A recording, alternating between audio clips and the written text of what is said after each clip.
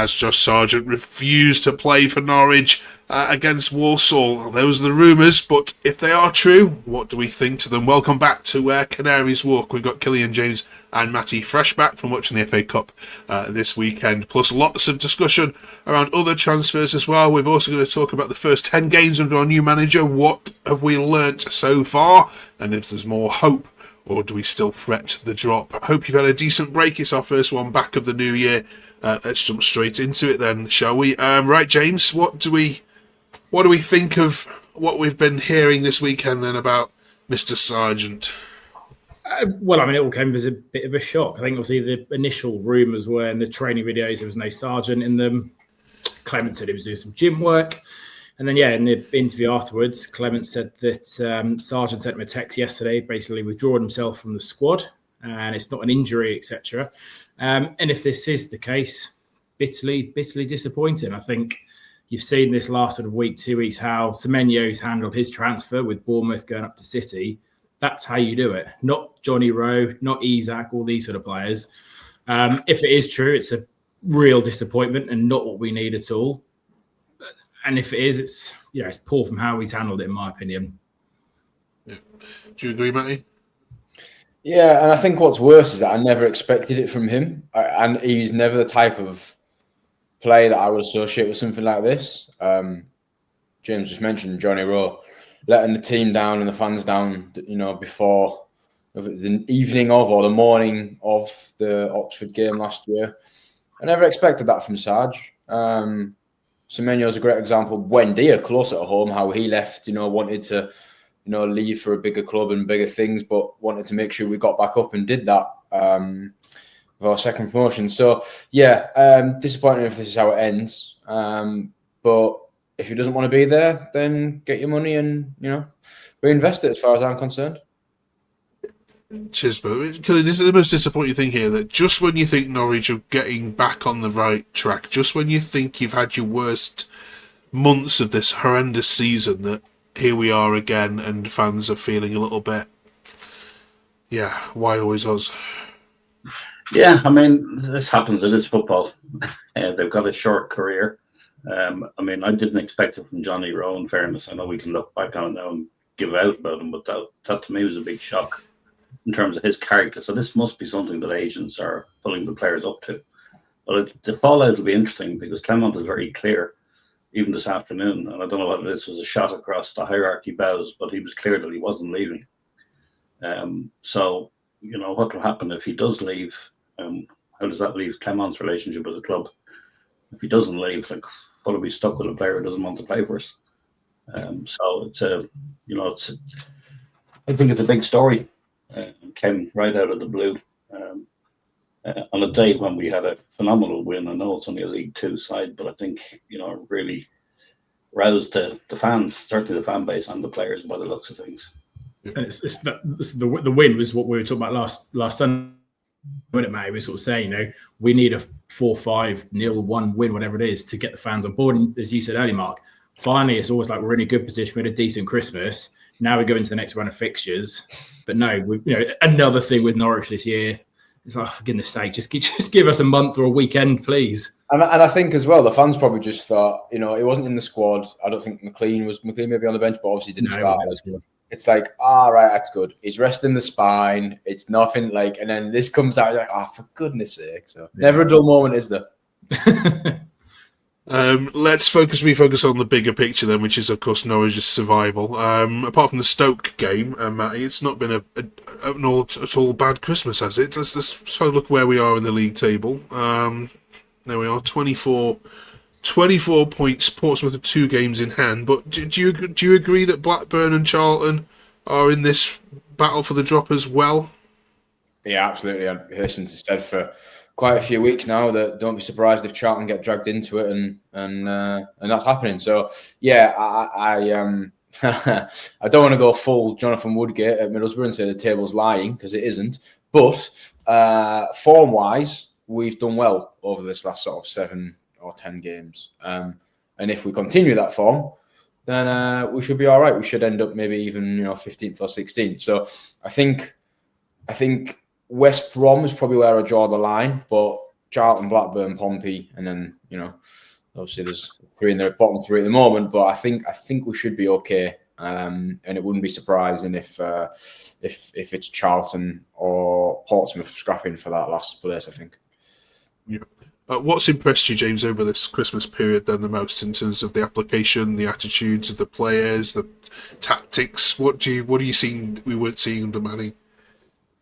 Well, quite a few things. I think for me, certainly the attitude, I think the togetherness between the fans and the players is second to none.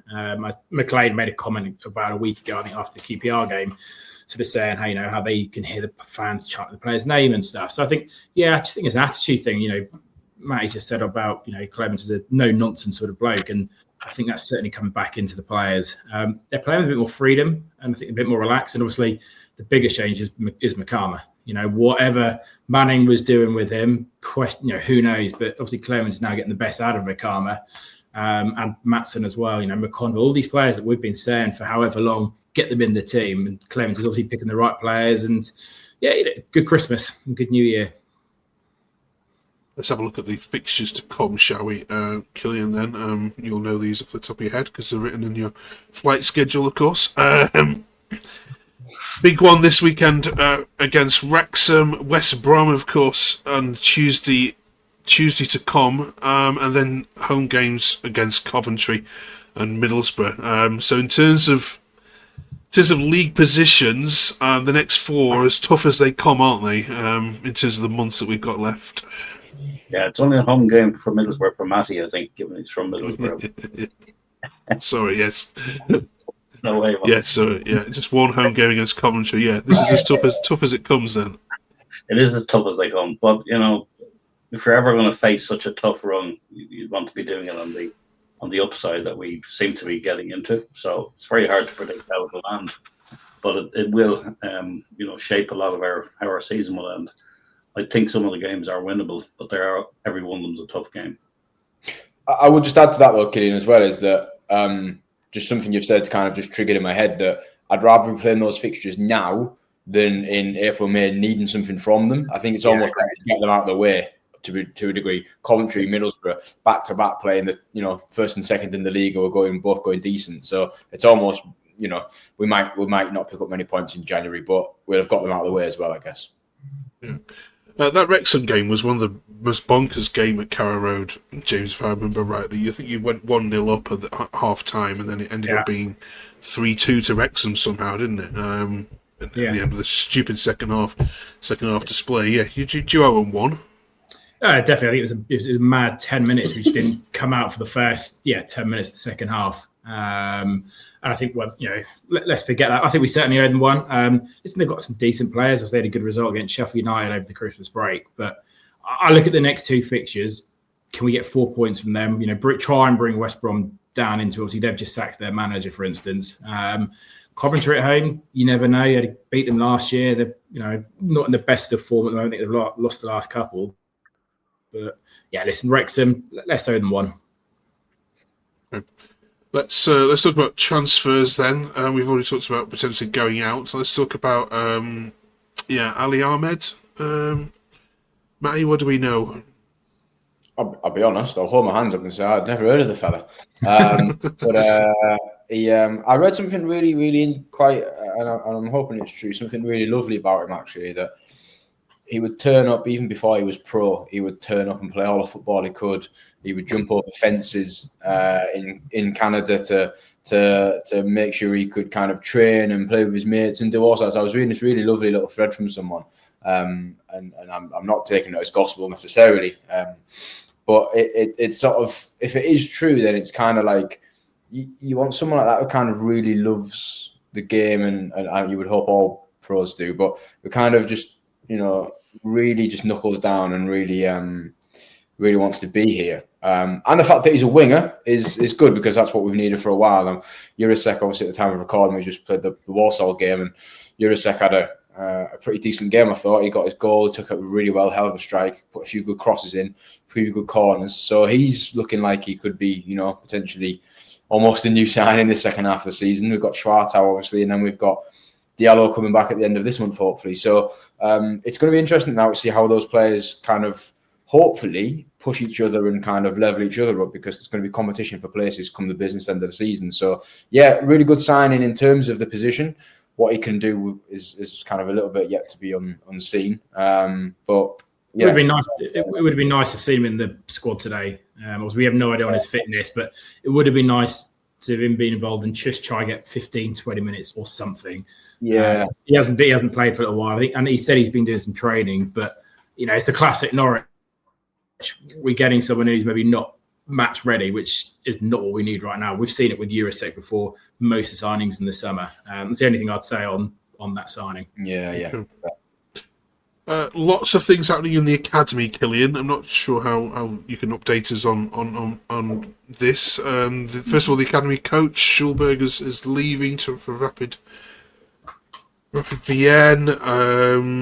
There seems to be lots of academy players departing on loan or permanently. Do you feel there's a big shake-up going on? And what do you understand what's going on behind the scenes? There possibly could be. We've also brought in a new academy goalkeeping coach who's also helping out with the first team. So they want to obviously focus on it a little bit. We have brought in a young Irish lad from Bohemians this week now. We play on the under-18 side. So yes, I'm surprised to see Finlay Welch go. I think he on the fringes of the first team for a while before he got his injury. So sad to see him go, because I think he was a bit of a character. But clearly they want to strengthen the academy. We haven't had a recent strong track record of academy players coming through. Mundell Smith looks like someone who might get there. So obviously somebody felt there was changes needed there. So I think it's really positive. It'd be interesting to know who's driving that change. Yeah. Is it coming from Napa? As a sporting director, I guess he oversees that as well, I would assume, in his resume. Is it Anastasio? Is it Clemens coming in? Hold on, why is there no academy players as such? Obviously, Spring is coming in, all this sort of stuff. But why is there no academy players? A lot of them have gone out in the last year, 2 years. But yeah, it'd be interesting to know what's going on. Okay. Matty, if you've turned our focus back to the main project here, then one of the most disappointing results was a Stoke one, which we glossed over a little bit there. But the 2-0 loss at home, what seemed to have angered fans was defensively, statistically, you were out-jumped and out-tackled in that game. Was that what you saw? And why, after such a good run you were on, did you capitulate to Stoke? Yeah, I'm hesitant to make excuses, right? Because we were properly pants. It felt to me like it was just one game too many. Now I know everyone plays that same amount of games every Christmas, every New Year. It's always the same. But it just felt like we looked a bit dead on our feet, really. We didn't create a great deal. We looked a bit sloppy. I didn't think Stoke were that good, to be honest. I thought they were bang average as well. But it just felt like one too many games, and it's frustrating because that momentum is kind of a little bit undone, isn't it, after that? So, it's that and the Watford game. You sort of think, I could have done without that. But I guess it was also, not that I'm saying this is a good thing in terms of the results, but mentality-wise or mentally, it's a bit of a reality check because, you pick up a good win here and there and everyone's flying, everyone's happy and you think, we'll be all right. But it just takes a team with just, a little bit of luck or a little bit of confidence or whatever to come nick a result and you go, right, hang on, let's just get real a second. This is, we're going to be in this situation for another good month or two at least yet. So it was probably timely in terms of a reality check, but yeah, really disappointing performance on the pitch. Was it a slip-up, Killian, or was it a sign of deeper problems?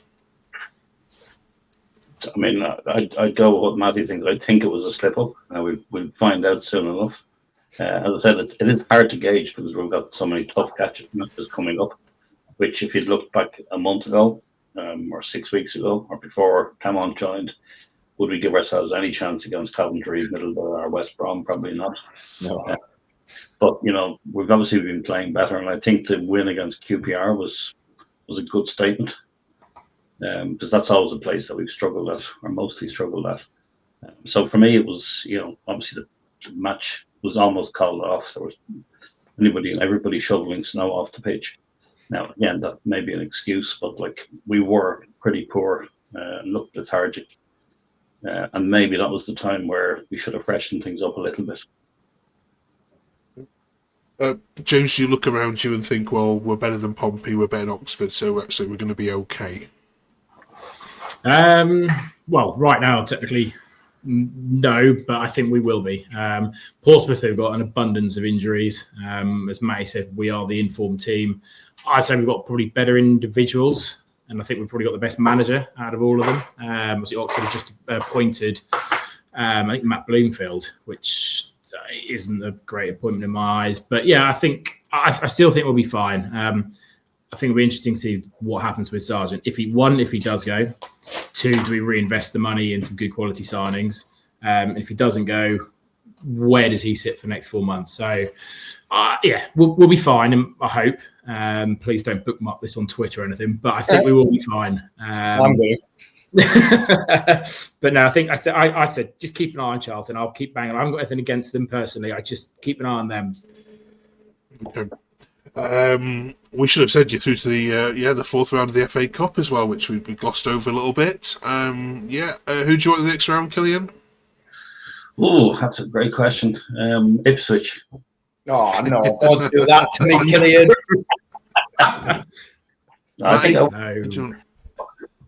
Well, I thought Killian. I thought you were going to say one that's easier for you to get to in terms of flights and stuff. Really, I'd like. Is there any? Charlton have just got out. I was just going to say like a Hastings, if you live in London, a London game, somewhere local to us, I guess, somewhere within an hour's train. Yeah. Well, I mean, I quite enjoy it. I'm not doing Liverpool. Done it many times in the FA Cup, but a Mansfield or a Port Vale or even Macclesfield. Let's go down that sort of lower league route. When was the last time we were on TV for a lower league team? The FA Cup. But to be fair, I said, if we can't get one of those away, just a team at home or something like that, we can then get through to the 5th round. I've said it last time. It's all about winning games. Just give us a game that way we should win. Definitely. If I can't go to a new ground, then give us an easy one at home. Yeah. It's going to be Holloway, isn't it? I just know it. Holloway. You see the stats for them at Blackburn today was miserable. I think about 3 shots on target in 120 minutes. I think I'll pass. Right, we've been doing the A to Z of Norwich City since the season started. Up to that to L, I don't know how, but we certainly are. Right, one player or anything from the history of Norwich City that should get in the A to Z of this famous old club. Anyone got anything good for this? I've got a really niche one here, right? Chris Llewellyn used to play for Norwich, right? So when I couldn't go to Norwich games as a kid, my dad and I would go to see Hartlepool because it was only 30, 40 minutes away from where obviously we'd never go and watch Middlesbrough. So we'd go and watch Hartlepool games every now and again. And Chris Llewellyn, I remember seeing play at Hartlepool a couple of times. A real niche 90s one for the Norwich fans out there.